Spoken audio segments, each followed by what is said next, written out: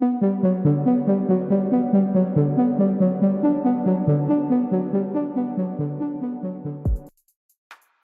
Ashkenazi selaku koresponden urusan utara dan militer Ma'arif Israel menyebut bahwa kekuatan militer Iran tetap menjadi yang terbesar dibandingkan dengan Israel.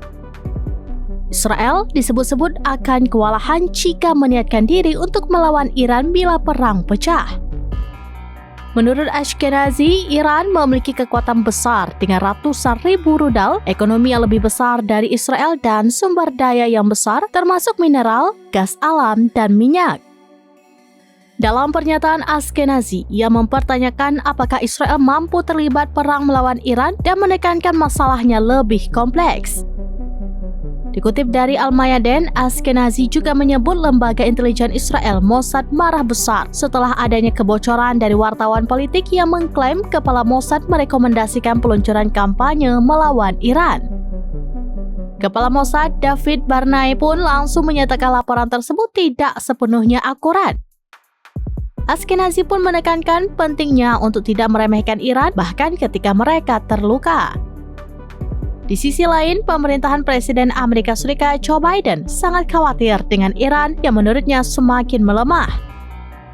Iran telah mengalami kemunduran dalam pengaruh regionalnya setelah serangan Israel terhadap sekutunya, Hamas Palestina dan Hizbullah Lebanon, diikuti oleh jatuhnya Presiden Suriah yang bersekutu dengan Iran, Bashar al-Assad.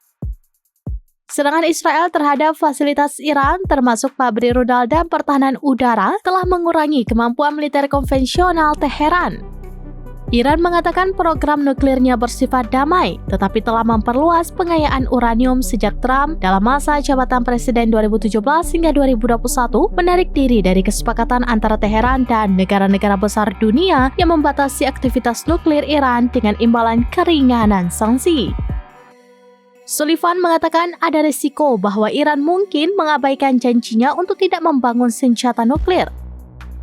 Trump yang akan mulai menjabat pada 20 Januari dapat kembali ke kebijakan garis kerasnya terhadap Iran dengan meningkatkan sanksi terhadap industri minyak Iran. Sullivan mengatakan Trump akan memiliki kesempatan untuk melakukan diplomasi dengan Teheran mengingat negara Iran yang melemah.